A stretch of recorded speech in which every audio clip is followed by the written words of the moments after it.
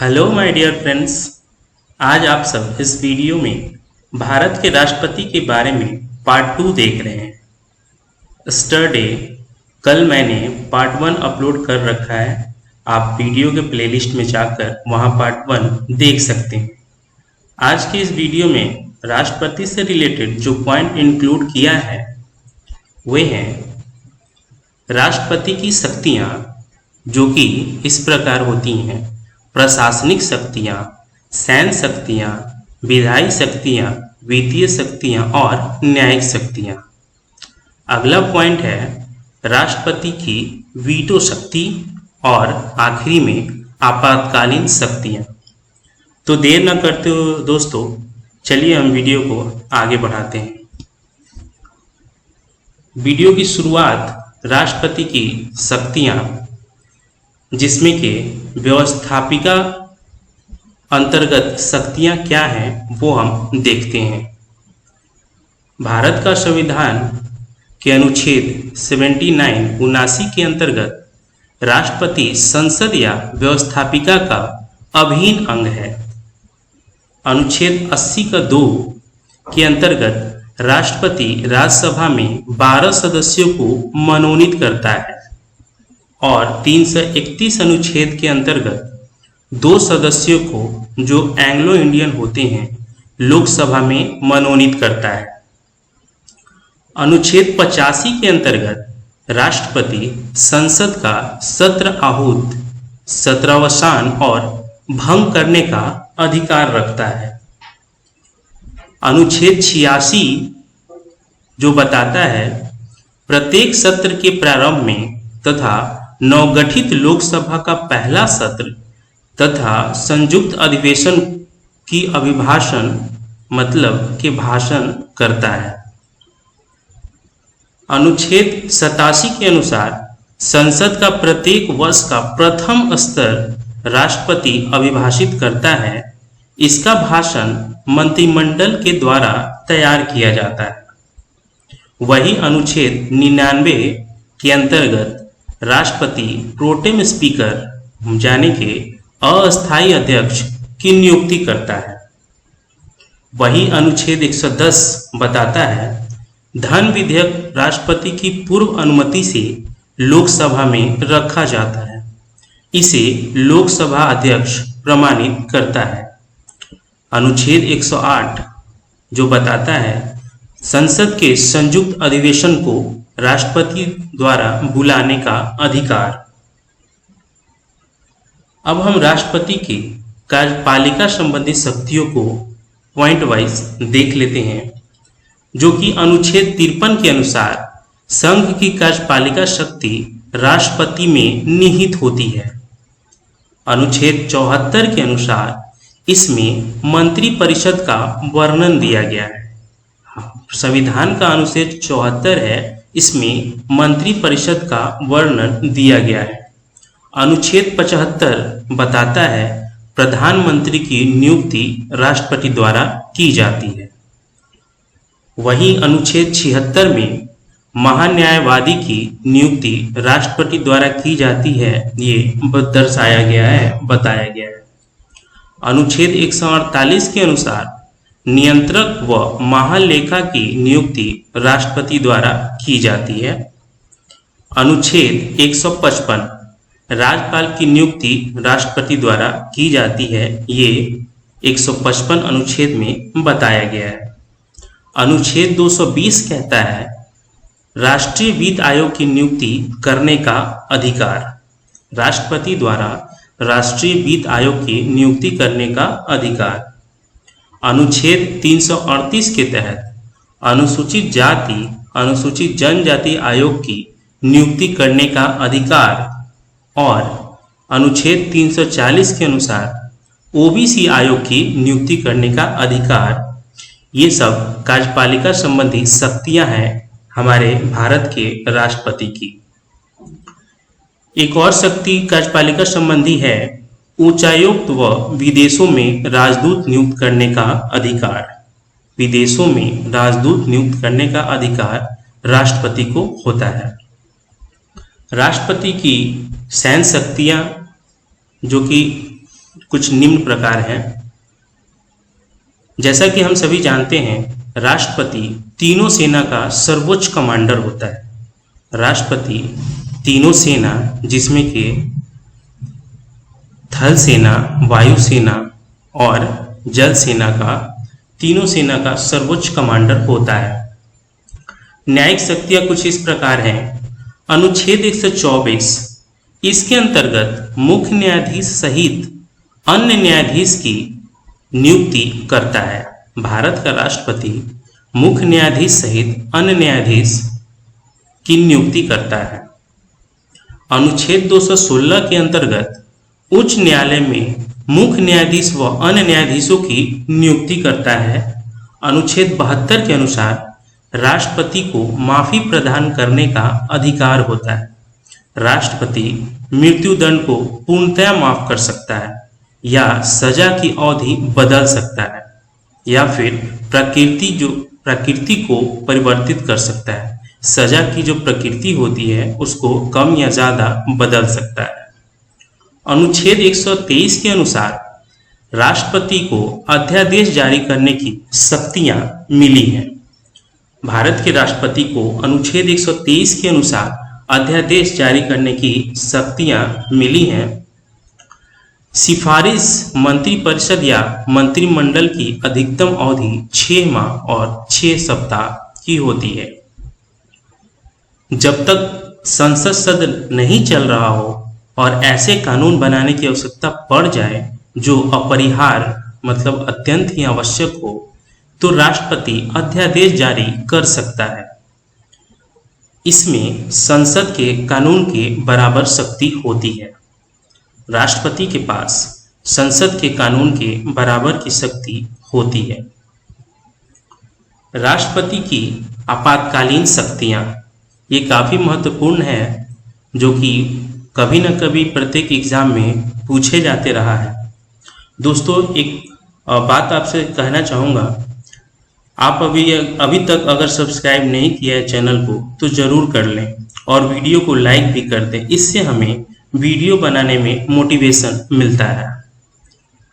भारत के संविधान के भाग 18 में राष्ट्रीय आपातकाल का प्रावधान है। राष्ट्रीय आपातकाल का प्रावधान है। राष्ट्रपति को 3 प्रकार की आपातकालीन शक्तियां प्राप्त हैं या मिली हुई हैं, जिसमें से पहला है सामान्य या राष्ट्रीय आपात स्थिति, जो कि अनुच्छेद 352 में निहित है। दूसरा है राज्यों में राष्ट्रपति शासन, राज्यों में राष्ट्रपति शासन लागू करने की अधिकार, जो कि अनुच्छेद 356 बताता है। और तीसरा है वित्तीय आपात स्थिति, जो कि अनुच्छेद 360 में बताया गया है। हम अनुच्छेद 352 को देखते हैं। राष्ट्रीय आपात स्थिति, नेशनल इमरजेंसी। देश में युद्ध, बाह्य आक्रमण या सशस्त्र विद्रोह की संभावना अथवा स्थिति पैदा होने पर राष्ट्रपति संपूर्ण भारत अथवा किसी भाग में सामान्य आपात स्थिति लागू कर सकते हैं। संविधान के 44वें संशोधन के द्वारा संवैधानिक प्रावधानों में कई परिवर्तन किए गए। ये कुछ इस प्रकार हैं, नीचे दिए गए हैं, जिसमें से राष्ट्रपति इस प्रकार की घोषणा तभी करेंगे जब मंत्रिमंडल लिखित रूप से राष्ट्रपति को ऐसा परामर्श देंगे। आंतरिक अशांति के आधार पर ऐसी घोषणा नहीं हो सकती है। इस प्रकार की घोषणा का अनुमोदन संसद 1 मास के अंतर्गत करेगी। यह अनुमोदन दोनों सदनों में पृथक पृथक सदस्यों की कुल संख्या के बहुमत तथा उपस्थिति एवं वोट देने वालों के 2/3 बहुमत से पारित किया जाएगा। इस प्रकार की घोषणा का अनुमोदन संसद प्रत्येक 6 माह बाद करेगी, अन्यथा स्वतः समाप्त हो जाएगी। इस प्रकार की घोषणा का अनुमोदन संसद प्रत्येक 6 माह बाद करेगी, अन्यथा घोषणा स्वतः समाप्त हो जाएगी। आपातकाल की घोषणा पर विचार करने के लिए लोकसभा के 1/10 सदस्य संसद का विशेष अधिवेशन बुलाने का अनुरोध कर सकते हैं। ऐसी सूचना मिलने या अनुरोध किए जाने पर 14 दिन के अंदर संसद की विशेष बैठक बुलाई जाएगी। आपातकाल की घोषणा की न्यायालय में चुनौती नहीं दी जा सकती। ये दोस्तों बहुत ही इंपॉर्टेंट पॉइंट है कि आपातकाल की घोषणा की न्यायालय में चुनौती नहीं दी जा सकती। इस प्रकार की घोषणा अभी तक 3 बार की गई है। एक 1962 में जबकि चीनी आक्रमण के समय में, एक 1965 के जिसमें कि पाकिस्तान और भारत में युद्ध हुआ था 1965 और 1971 के समय में, तीसरा 1975 में जब आंतरिक अशांति के भय को आधार मानकर किया गया था लागू। हमारा अगला पॉइंट अनुच्छेद 356 राज्यों में राष्ट्रपति शासन। राज्य में राष्ट्रपति शासन कब और कैसे लागू किया जा सकता है, ये अनुच्छेद 356 में बताया गया है। इसकी सिफारिश मंत्री परिषद की लिखित आधार पर की जाती है, जिसका कारण राज्यों में शासन संवैधानिक प्रक्रिया से नहीं चलना जाना जाता हो। राज्यपाल की सिफारिश या राष्ट्रपति स्वयं घोषणा कर सकता है। इसे 2 माह में संसद के 2/3 बहुमत से पारित होना आवश्यक है। एक बार में 6 माह के लिए लगातार 3 वर्ष तक निर्वाचन, एक बार में 6 माह के लिए तथा लगातार 3 वर्ष तक निर्वाचन आयोग की सिफारिश पर लगाया जा सकता है। इसका मतलब है, यहाँ कह रहा है एक बार में 6 माह के लिए लगातार, एक बार में 6 माह के लिए लगातार और 3 वर्ष तक लगाया जा सकता है। इसमें निर्वाचन आयोग की सिफारिश पर इसे लगाया मतलब कि बढ़ाया जाता रहा है। सर्वाधिक 10 बार उत्तर प्रदेश में और 9 बार केरल में लगाया जा चुका है। राजस्थान में 4 बार। हम देख लेते हैं 1967 में मोहनलाल सुखाड़िया के समय, जो कि सबसे कम समय तक सिर्फ 44 दिनों तक ये आपातकाल घोषित और राष्ट्रपति शासन घोषित था। 1977 में भैरों सिंह शेखावत सरकार के समय में और 1980 में हरदेव जोशी सरकार के समय में। 1992 में भैरों सिंह शेखावत सरकार के समय में, जो कि सर्वाधिक लगभग 1 वर्ष तक लागू किया गया था। अगला पॉइंट हम देखते हैं अनुच्छेद 360, जो कि वित्तीय आपातकाल को बताता है, लेकिन भारत में अभी तक इसका प्रयोग नहीं किया गया है। अनुच्छेद 111 भारत के राष्ट्रपति वीटो की शक्तियां। हम यहाँ जानेंगे अनुच्छेद 111 के अंतर्गत भारत के राष्ट्रपति की वीटो शक्तियां। अनुच्छेद 111 के अंतर्गत राष्ट्रपति किसी विधेयक के हस्ताक्षर के बाद कानून बनाने का अधिकार है। राष्ट्रपति को किसी भी विधेयक के हस्ताक्षर के बाद कानून बनाने का अधिकार है। इसमें 3 प्रकार की वीटो शक्ति दी गई हैं। भारत के राष्ट्रपति के पास 3 वीटो शक्तियां दी गई हैं। पहला है पूर्ण वीटो, दूसरा है निलंबनकारी वीटो और तीसरा होता है जेवी वीटो। आइए हम देख लेते हैं पूर्ण वीटो के बारे में। यह राष्ट्रपति की उस शक्ति को प्रस्तुत करता है जिसमें वह संसद द्वारा पास किसी बिल के बारे में अपनी सहमति बनाए रखता है। इस प्रकार के बिल का अंत हो जाता है एवं यह एक्ट नहीं बनता है। पूर्ण वीटो जो है राष्ट्रपति की उस शक्ति को प्रस्तुत करता है जिसमें वह संसद द्वारा पास किसी बिल के बारे में अपनी सहमति बनाए रखता है, अपनी असहमति बनाए रखता है।